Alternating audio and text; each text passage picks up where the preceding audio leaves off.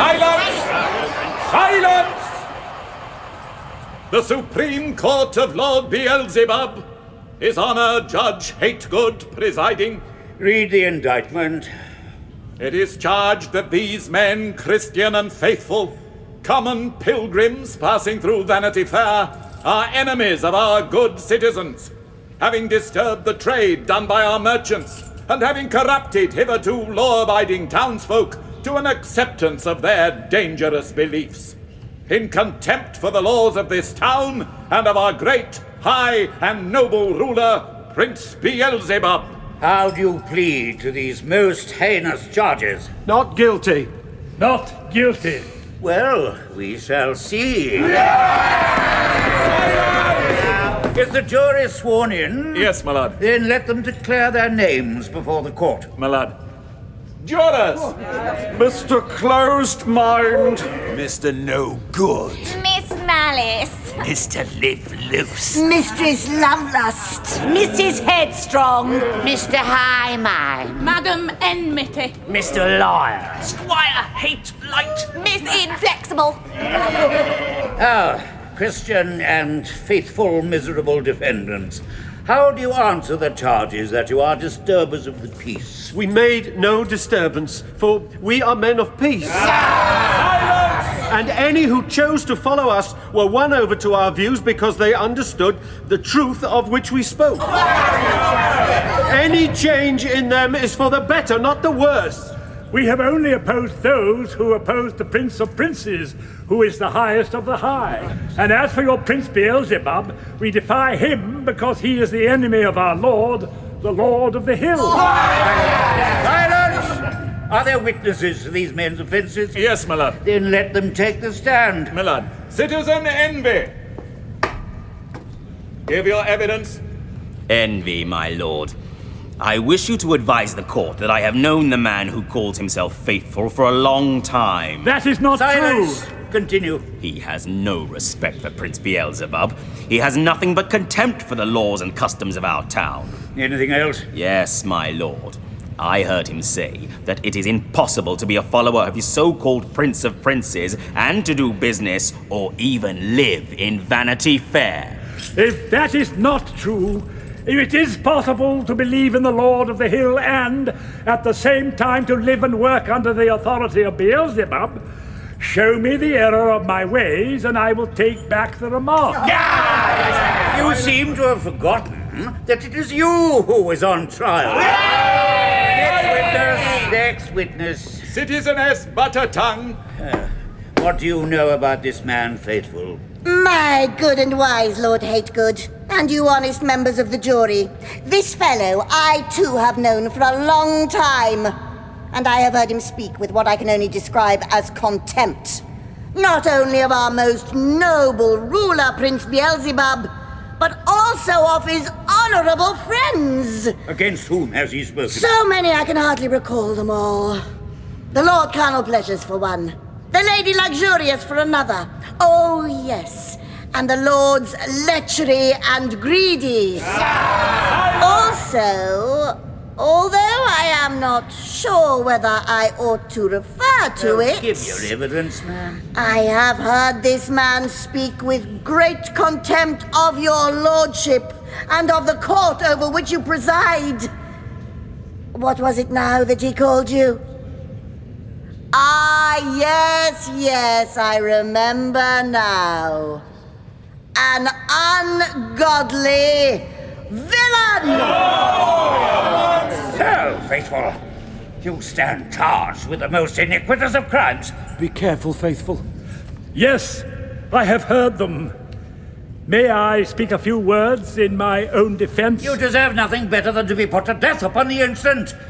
But, to show how merciful we are, let us hear what you have to say. I will say only this. The lord of this town, the Prince Beelzebub as you know him, and all the rest of the rabble of attendants whom Buttertongue named, are more fit to live in hell than in Vanity Fair or anywhere else in this country. Is that all? Yes. and may the Lord have mercy upon me. You do right to call upon his mercy, for you can hope to find none here.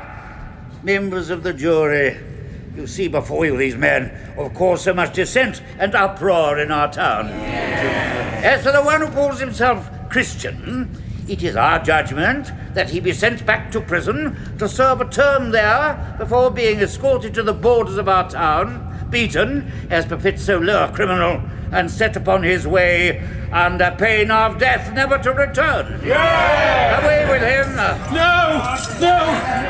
Faithful and I stand together! No! Wait! Farewell, good Christian. Godspeed. Now we turn our attention to this other man, Faithful, so-called. Members of the jury, it is your solemn duty to decide whether this man is to live or die. How say you? Die! Die! Die! Die! Die! Die! Die!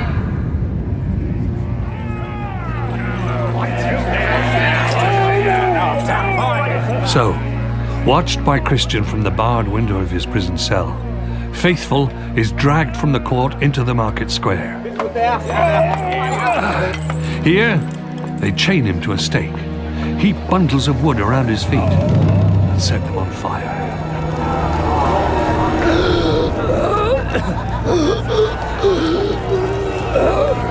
I place my trust in my master and friend, the great prince who is the Lord of the Hill. Faithful! Faithful! No!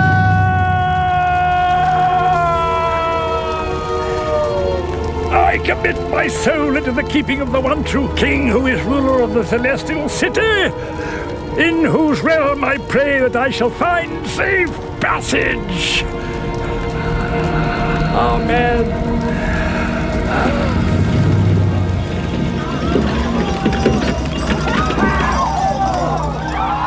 And now I see, appearing behind the crowd, a chariot and a couple of horses waiting for Faithful.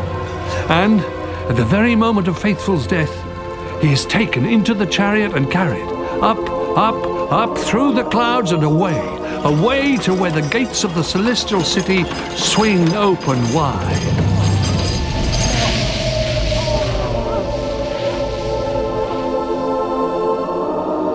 Sing, Faithful, sing, and let thy name survive.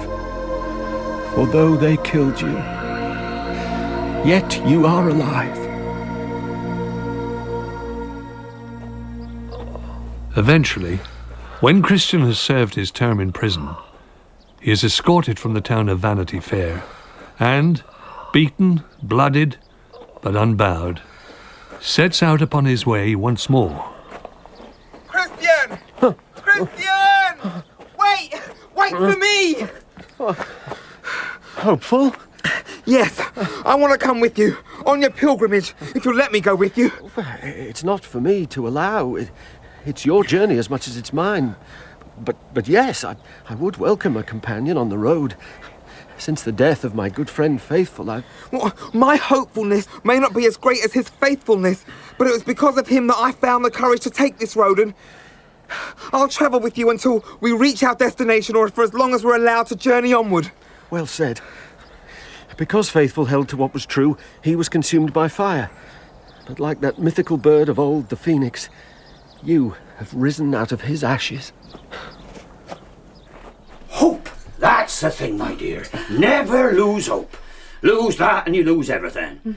Hey, Bunyan, your wife's here to see you, man. Elizabeth! John. Well, I'll not lock the door on you. I reckon I can trust you after all this time. A year's a mighty long while to be in prison on account of your religion. Mind you, I don't claim to understand much about religion myself. So long as I don't meddle in God's affairs, he don't meddle in mine. You really should show the Lord a little more respect, my friend. Yes. Always try to save my soul. There isn't a soul that's not worth saving. Some more than others, I dare say. My dear, it's been so long. Forgive me, John. 2 weeks or more without a visit. Every day when my dear blind Mary comes with my food, I ask where you are, why you haven't come. I've been busy. Huh? I see. I've been trying my best to secure your release, but I didn't want to build up your hopes. I began by petitioning the justices, telling them that you'd been wrongly accused, but they dismissed my appeal. Well, that's hardly to be wondered at. He is convicted and it is recorded, they said. If that's so, I said, then it is false. So Justice Twiston asked, putting on a show of surprise, what are you saying? That your husband's willing to leave off preaching? If so, then send for him. You know that I won't agree to their terms. To which I said, my lord, he dare not leave preaching as long as he can speak. I'm sorry, I doubt it. Anyway, I told them you only wanted to live peaceably and follow your calling so as to support your family. I've got 4 small children, I told them, that I cannot help myself, of whom one is blind. You're a young woman, they said, to have 4 children. My lords, I replied, I'm only their stepmother, though I was myself with child when my husband was first arrested, but soon after it was born, it died. And I added, not to demean you, John, but because it's God's honest truth, and we have nothing to live upon but the charity of good people. Elizabeth. What? I shouldn't have said that. I think they ought to know what hardships they've inflicted upon you and your family. Anyway, Justice Twiston was unmoved and said she makes a cloak of her poverty. As I hear it, Bunyan earned a better living by preaching than by following his own occupation. Well, it's never earned me a penny. But it's true I could have had no better living. I appeal to them. He preaches nothing but the word of God, I said. The word of God, shouted Twiston, and I thought he was going to strike me. His is the doctrine of the devil. And they sent me away. Oh, my dear. I'm sorry you were abused for your pains. But I didn't give up. I went to London. London? To the House of Lords. There I saw Lord Barkwood and presented my petition, and he showed it to some of the others, and when they'd seen it, they said that they would commit your release to the judges at the next assizes. You are a wonder and a treasure, my dear. So, there's hope again. Yes, there is. Oh, and how it refreshes the soul. Like drinking deep from the water of life. Helpful. Come and drink. Oh, that is good. Oh, for some reason, I suddenly feel less weary. What a beautiful place. The river, the green fields on either bank. So many trees, all laden with fruit. At least we shan't go hungry for a while. I feel tired, but pleasantly so. And it feels as if it's permitted for us to rest here a while. You're right, and that meadow, filled with lilies, I can smell the fragrance from here. Shaded by those great trees would be a perfect place to rest. We're fortunate that this idyllic spot has been provided for our refreshment by the Prince of Princes, for I seem to know that this place is his. Here, in fields that are green all year round, the pilgrims lie down in safety and take their rest. When they awake, they gather fruit from the trees, drink from the river, and set out once more upon their journey. But they've not gone far before the river winds away in a different direction from the road they have to follow. What a rough road. Rocks and stones and pitfalls. I wish we could continue along the river path. This is so hard on the feet. Oh, look. Over there, Hopeful. On the other side of that fence. A path running alongside this one and through meadow grass rather than this rocky road. Supposing it takes us off the beaten track and we get lost. I'll just jump over this stile and take a look.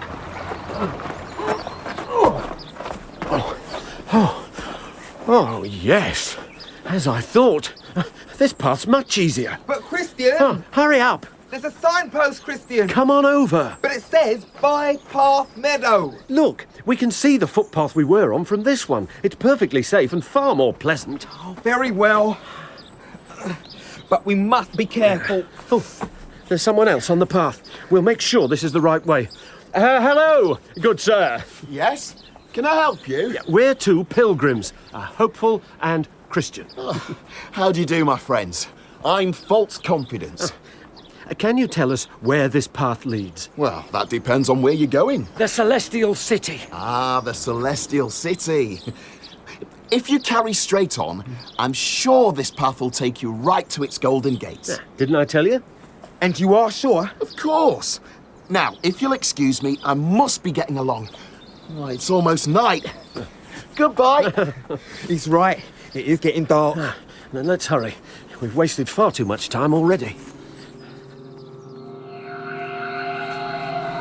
I can't see a thing. We must keep on going. I know we've left the path. Well, how can you be so sure? Oh, what was that? Christian, we're lost. Well, aren't we? If only I'd kept to what I knew was the right road. Who could have known that this path would take us out of our way? I knew! I was afraid of going this way from the start. I told you, but you wouldn't listen. I should have insisted. What a fool I am. Hopeful, my good friend. I am sorry. Please forgive me. If you can. Yes. Yes, I forgive you. And who could tell? Perhaps some good will come from this mistake of ours. I am lucky to have you for a companion. Oh, but what are we to do? Turn back? Try to reach the stile again? Oh, we're not going to make it. We'll be washed away and drowned. Over there. See? A small hillock with trees on top. We can shelter there and hope that the storm dies out before the water gets that high.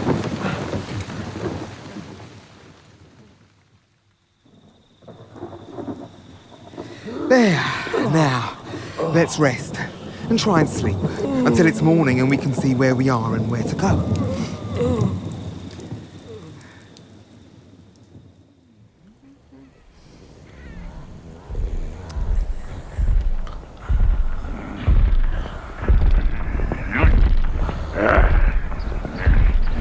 Wake up! You hear me, you little rats? Wake up!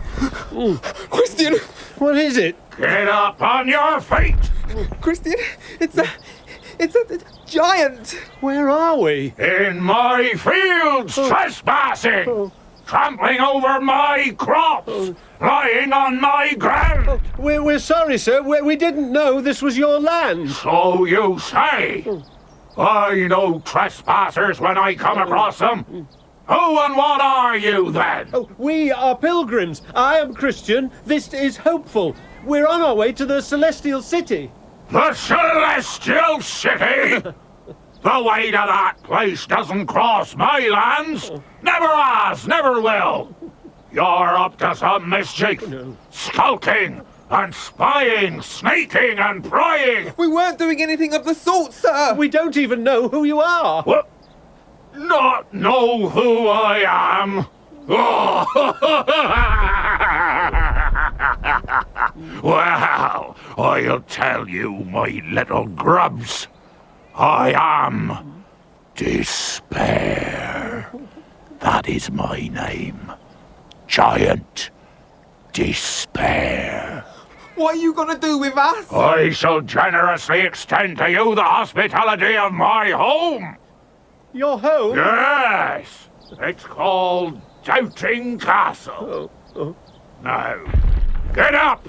Come on, up. It's only a short stretch for a giant, but a wearisome long way for such short-legged insects. Up! But good sir... Now! March! March! March! March!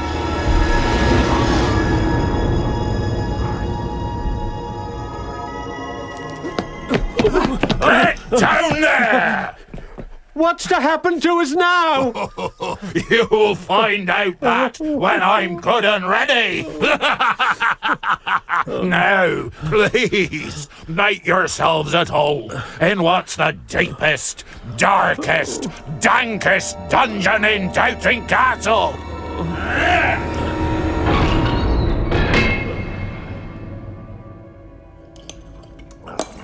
Well Well, Despair, what are you going to do with those prisoners? I'm undecided, my dear. Undecided. Why? Trespassing, were they? Yes, wife, they were. Wretched little pilgrims scuttling off to the Celestial City and across our lands. I know, my own one. Yes. And I know what I'd do with them. What would that be, my doll? In the morning, take your great crabtree cudgel and beat them without mercy. Yes. Yes, I will. Without mercy. Good. After all, that is the price of accommodation in Doting Castle. Doubts? Do you never have any doubts, neighbour Bunyan? Doubts may assail us all, Mr. Cobb, but we must not permit them house room in the soul. As always, you're generous with your spiritual guidance. Now, I'm told you are under the misguided impression that your case is to be reheard by the courts. My wife was advised that it would be by a member of the House of Lords. Oh, I'm sure their lordships have far more important matters to consider. More important than the administration of justice? As a clerk of the peace, you cannot believe that. Your case will not be heard again for the very good reason that your case has been heard. The jailer told me it was set down in the calendar. Well, we'll see about that. Jailer! Jailer, bring me the court calendar. You've been told that you will only gain your freedom if you stop calling together and addressing meetings. But you won't agree to do that. Therefore, it would only prove a waste of the court's time to further deliberate upon your case. Mr. Cobb? Neighbour Bunyan is hoping that his case is due to be reheard by the court. Oh, so it is, Mr. Cobb. Set down in the calendar for the exercises with leave from the High Sheriff. Let me see. Well, this is a false calendar. This information is incorrect. Your pardon, sir, it is not. This is the calendar that we use. I tell you, this calendar has been falsified, and the falsification shall be blotted out now, and I shall use the prisoner's pen with which to do it. Mr. Cobb. Sir. There. There is no prisoner of the name of Bunyan on the calendar for the next exercises, nor will there be at any time in the future. Then how long must I be kept here? Until you agree to cease preaching your seditious beliefs. Or until the Lord God Almighty calls you from your deathbed to stand before his judgment seat. Death! That's all you've got to look forward to. Please, no. You'll never escape this dungeon. We beg you! You'll be beaten down by despair until I've crushed every bone in your puny little bodies. Please, let us go, sir. We'll never trespass on your lands again. Indeed you won't. Here, use this rope. Hang yourselves and save yourselves more needless suffering. Why choose to live when life is filled with so much pain and bitterness?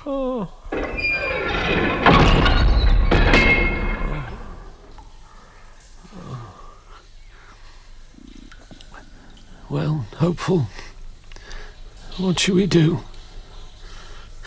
This existence is miserable. I honestly don't know whether it's worth going on living like this, or whether it wouldn't be better to do as he says and hang ourselves. I too would almost welcome death more than the prospect of even one more day of life in this grim place. Mm-hmm. But we should remember that the lord of the country we're going to made the decree, thou shalt do no murder. Surely that doesn't just mean murdering one another, but also taking our own life. After all, if I were to kill you, I'd only be destroying your body. But kill myself, and I'd destroy my body and soul. What then? We endure this suffering till we starve to death, or die from the wounds and injuries giant despair inflicts on us. But whatever happens, we mustn't allow despair to drive us to become our own murderers. I do not have your faith and conviction. Have you forgotten the hardship and terror you have experienced on your journey? No. Why are you now reduced to nothing but fear? Listen, I've been wounded, same as you. I'm as hungry and thirsty as you are. I've not had the same experience of life that you've had, nor travelled a road as long and hard as you.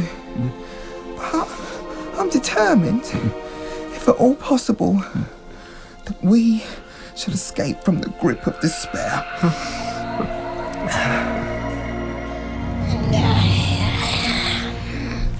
Well, aren't you coming to bed, Despair? I'm thinking, my dear, about those wretched prisoners. Oh, do you mean to say that they haven't done away with themselves? No, not yet, my dear. What? Well, they're sturdy rogues, my treasure. Willing to suffer all hardships rather than take their own lives. It's almost as if they're hoping to escape. Escape? Escape? Supposing they find some way out? No. You can't trust these pilgrims. The merest chance, or the tiniest chink of hope. They'll find and use it. Mark my words, Despair. If you don't finish them off, you're going to go down there one morning and find that cell door standing wide open. Open? Open? What is the meaning of this? Why is this prisoner's cell door standing wide open? Mr. Cobb. So he can walk free, I suppose. I've no intention of trying to escape. Your intentions are irrelevant. You are a prisoner, Bunyan. That's why you're in this place. A cell in a jail with a door that locks from the outside. I can explain, Mr. Cobb. Oh, please do. I'm most intrigued. Well, Bunyan's been a prisoner here for more years now than any of us care to count. He's never caused any trouble. In fact, he's always done everything he can to help others in this place. Reading or writing for them that can. Praying with the sick. And preaching his seditious gospel at every opportunity, I dare say. I can assure you, Mr. Cobb. And I can assure you, Bunyan, that I will tolerate this no longer. You may have chosen to flout the law when you enjoyed your freedom, but you will not do so here. But sir... And I can assure you, jailer, that if you fail to keep this prisoner under lock and key, you will lose your job and find yourself occupying the next cell. Now, lock it. You can put as many locks as you wish on this door.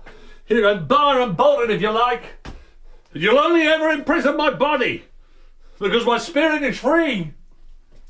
My soul unfettered. I have the Lord's promise of salvation, and that key unlocks every door to the very gates of death and beyond. Christian! I've remembered something. Something that, in our despair, we've stupidly forgotten. Oh, it's useless. There's nothing but despair. There's the promise. The promise we both believed in when we set out on this journey. It's the key to our escape, and it's somewhere here. Even here, in the deepest, darkest dungeon of Doubting Castle. We must find it. Come on, Christian, help me. Don't give them even one more day. Kill them tonight. Tonight? Well, I've just got into bed. Then get up, get dressed, and get down there. Well, can't I kill them tomorrow? First thing? No. Kill them now. It's not here. It must be. Keep looking. We haven't tried the other corner.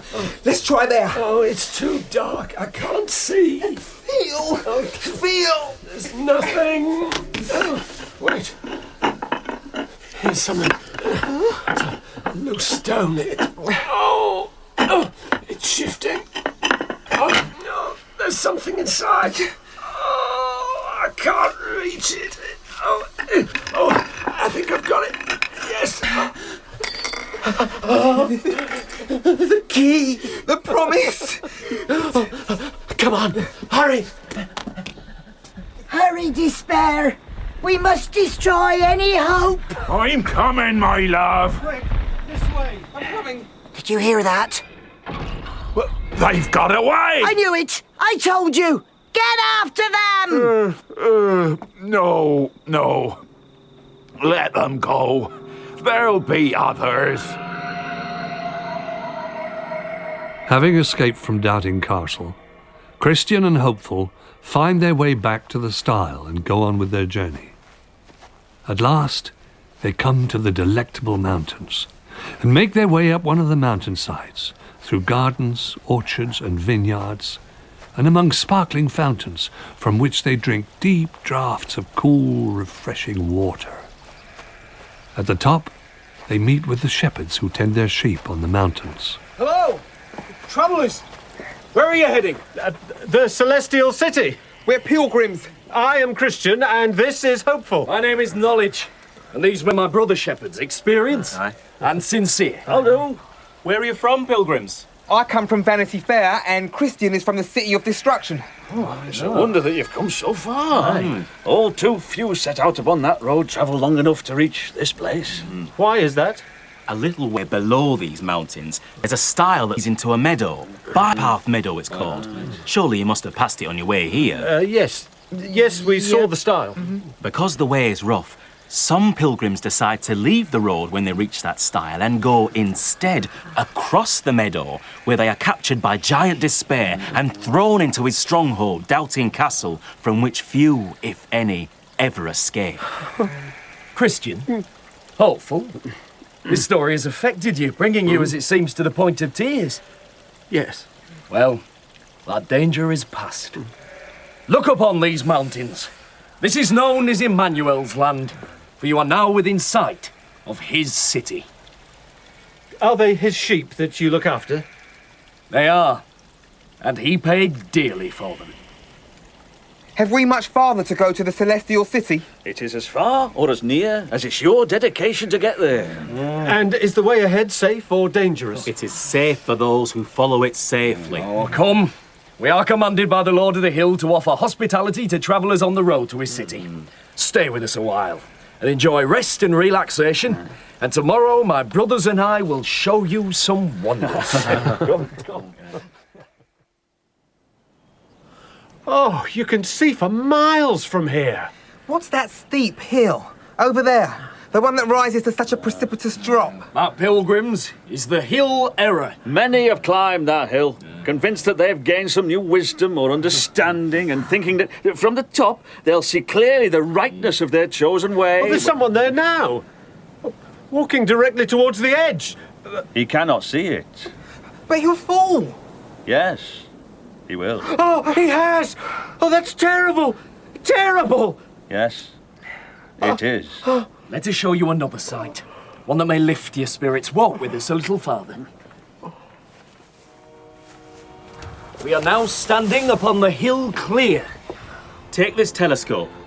Put it to your eye. Well? Do you see the gates of the Celestial City? Yes. Yes, I do. Well, at least I think I do. It's either the gates or something of the glory radiating from the place. Oh, let me look. I think I see it too. Keep that sight in mind to encourage you on your way. You must take this map with you. It shows the only safe way ahead.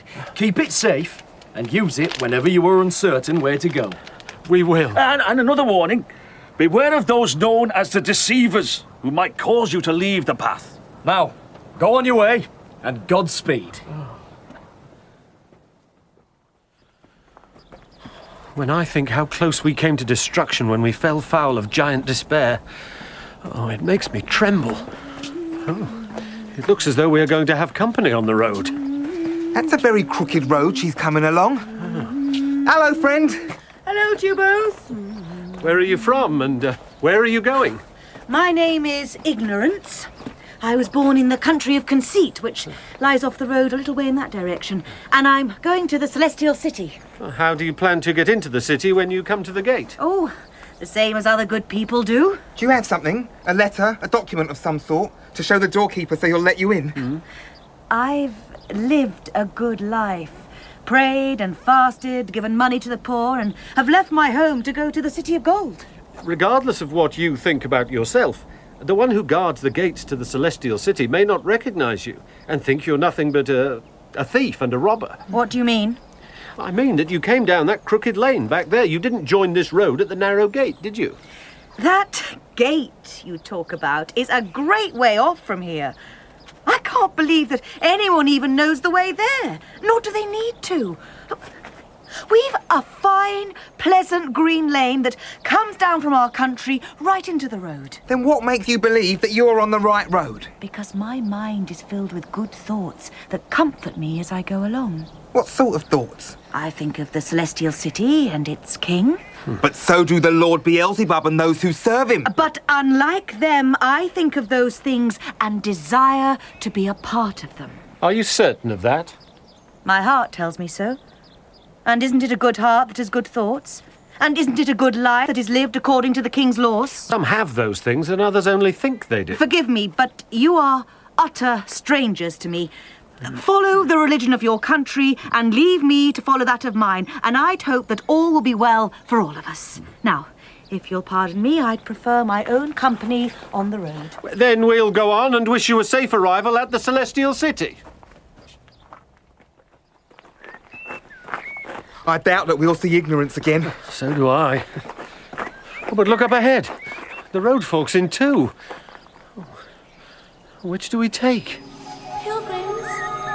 Pilgrims. It's someone clothed in shining light. I've met dazzling messengers such as her before. My good pilgrims, why ever are you hesitating here at the crossroads? Because we're not sure which road to take. You have come so far on your way. Now is not the time to stop and dither, particularly when you are so nearly at your goal. You know where we were headed? Yes, and the right road to take you there. Oh, then you can direct us to the Celestial City? As an indication of the reward to be enjoyed by two faithful pilgrims who have momentarily lost their sense of direction, the king has personally sent me to lead you to his kingdom. Oh, thank you. You're very kind. Come then. No more delay. Let us go on. Something's wrong.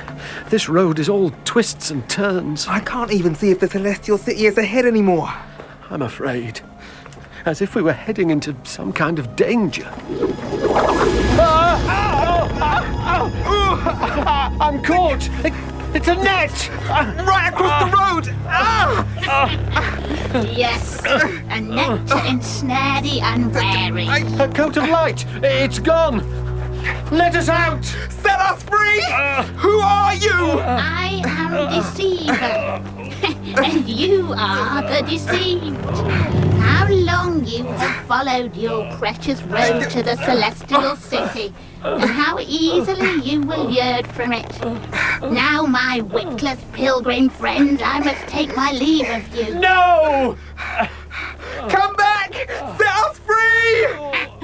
Set you free, oh no. I will deceive you no longer. You have lost everything. Your pilgrimage is at an end. And it ends here. Farewell. What fools we've been! Caught in the net of our own stupidity. What are we to do? Somehow we must get free. It's no good. The more we struggle, the tighter this net becomes. Well, I can barely move. There's no way out. Oh. Help! Help! Help! Help! What happened? How did you fall into this trap? Oh, we've been deceived. We thought we were following one of the king's messengers. Ah, well, these roads are full of deceivers. We're trapped. No, stop struggling. Hold still. I can cut you free.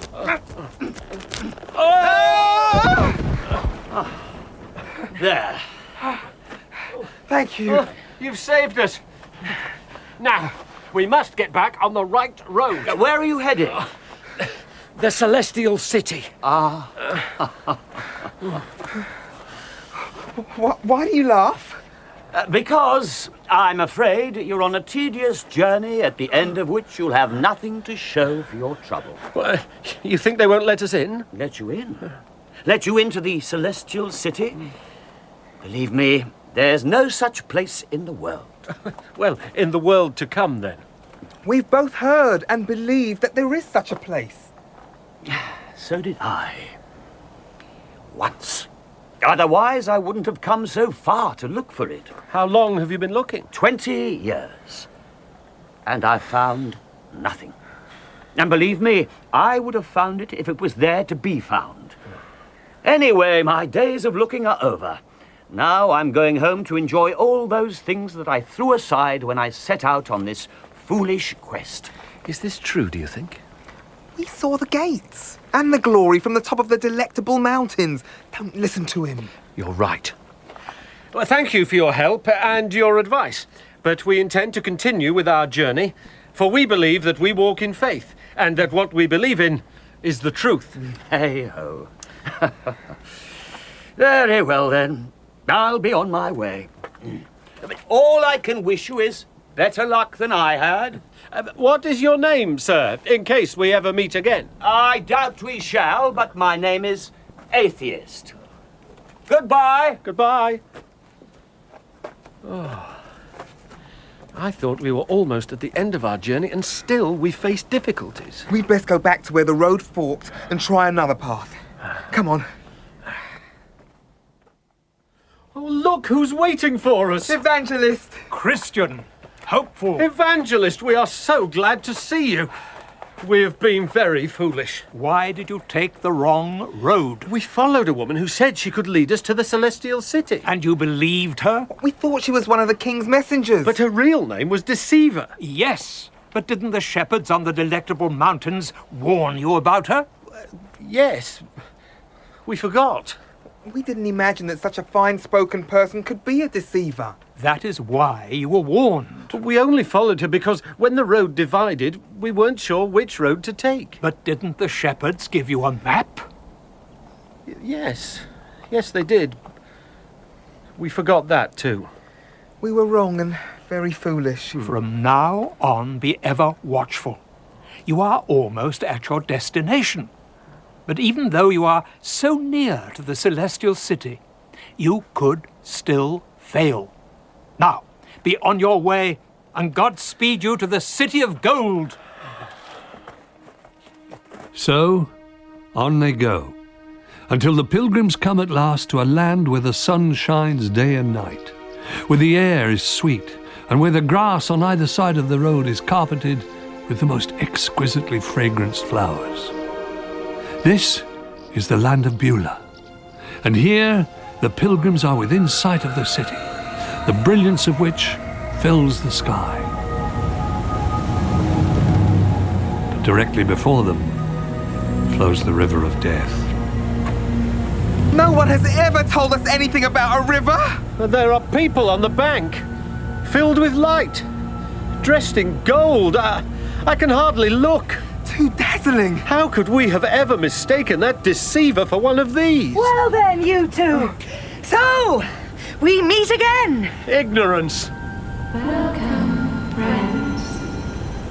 You have only one more difficulty to overcome, and you are in the city. Only this river now lies between you and the gate to the city. It looks deep. You will find it deep or shallow, according to how much you believe in the King of the Celestial City. Isn't there a bridge? No bridge. But I cannot swim, and I have come all this way. What am I to do? Perhaps I can be of help. Who are you? The ferryman. Vain hope, they call me. But better a vain hope than no hope, I say. Step lively there. Well, is this safe?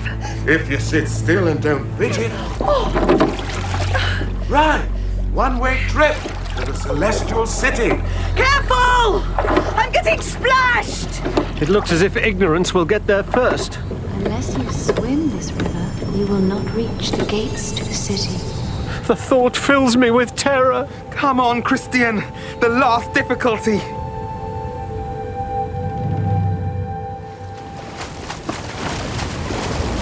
Keep going. We can make it. I'm sinking. Hopeful. I'm sinking. Courage, Christian. You can't sink.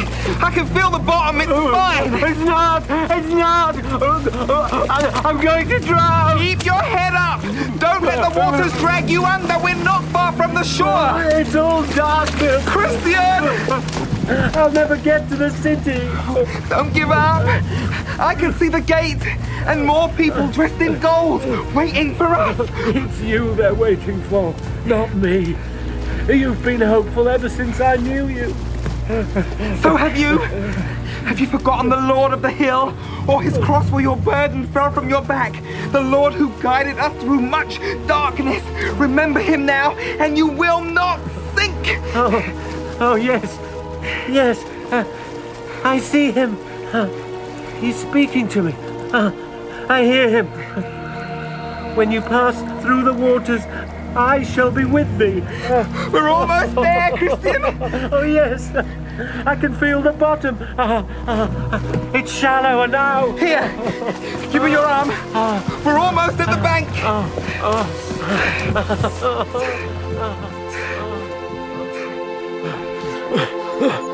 You have crossed the river of death and are come to the king's shore. You have each of you a scroll. Your papers, certificates, that were given you as a sign of your worthiness to enter the city. Yes. Here is mine. And mine. You have faithfully followed your pilgrimage to its end. These papers shall be taken to the king. Then will the gates be opened, and you will go in with joy and see our Lord face to face. Here you are. This is where you get off. Well, I must say it looks as if I crossed that fearful river a lot easier than you two. And without getting soaked. What business have you at the Celestial City? The king's business. My name is Ignorance, and I've been told that I may go in and eat and drink with him and those who dwell in the City of Gold. Have you a scroll or certificate to show that you would be welcomed here? Well, no. No, I don't. But you see, I was told quite clearly Ignorance, that you have no place within the walls of the city, and its gates will not be open to you. Shining Ones, bind her and take her away. Like Christian and Hopeful, I watch as they carry her up through the air to a door that opens in the very side of the hill beneath the city.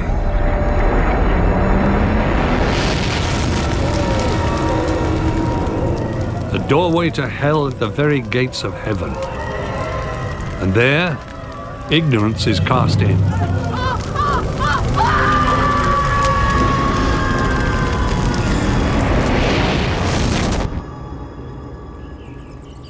Pilgrims, the hill on which stands the City of Gold is before you now. It's a very steep hill, and we are weary. You will never be weary again, or sick or sorrowful. All such things are left behind, washed away by the river, as were your mortal clothes. But are we fit to enter without clothes? You will be given white robes and crowns of gold to wear, and be clothed in glory and majesty. Come. Oh, but we will fall. No, for we will support you. Up they go, through the regions of the air, to the Celestial City. To the City of Gold, which stands upon foundations that are as old as time, and higher than the highest clouds of heaven. And, reaching the outer walls of the city, they see a great company of the heavenly host, coming to greet them with music and song.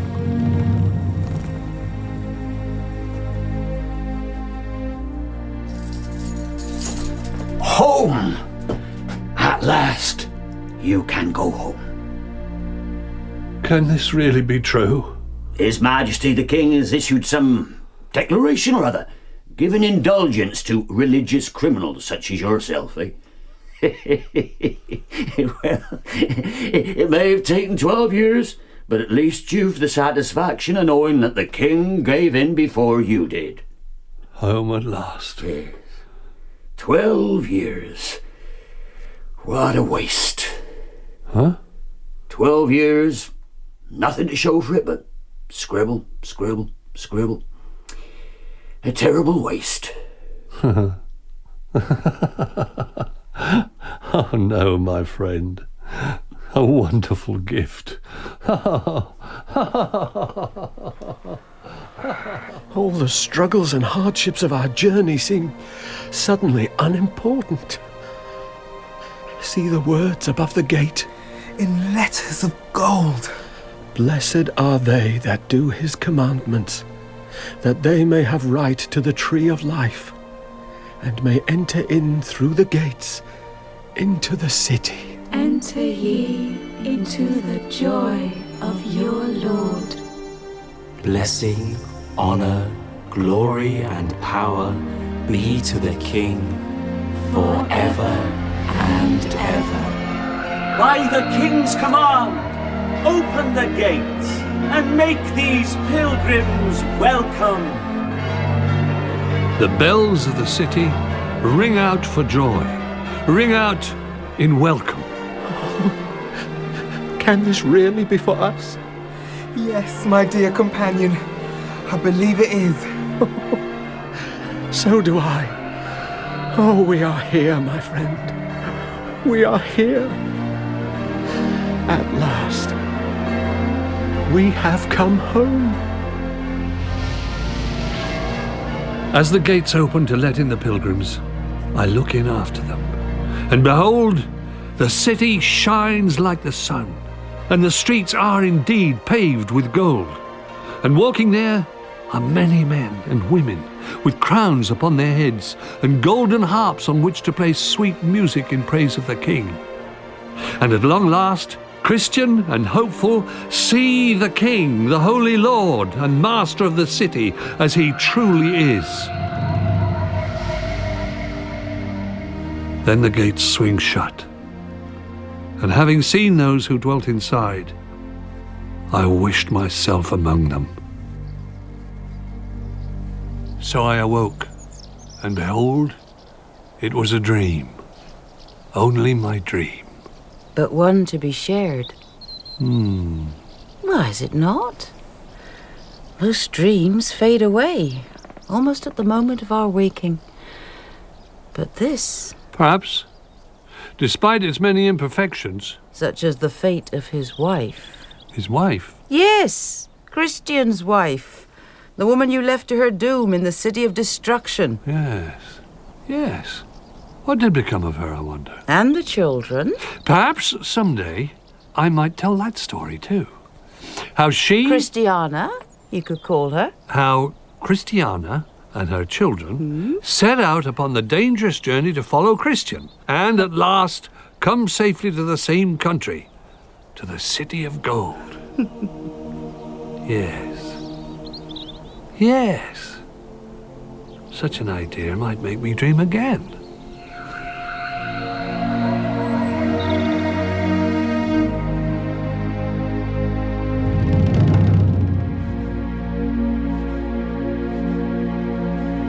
Part 3 of The Pilgrim's Progress starred Anton Rodgers as Bunyan and Neil Dudgeon as Christian. Alec McCowen played Evangelist, Don Warrington, Beelzebub, and Graham Crowden, Faithful.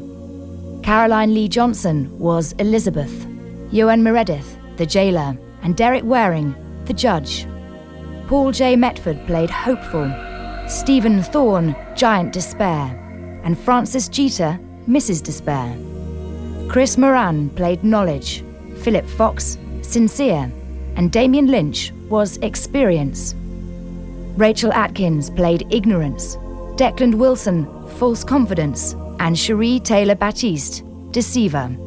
The Angels were played by Jamie Barbakoff and Lydia Leonard. The Pilgrim's Progress by John Bunyan was dramatised for radio by Brian Sibley.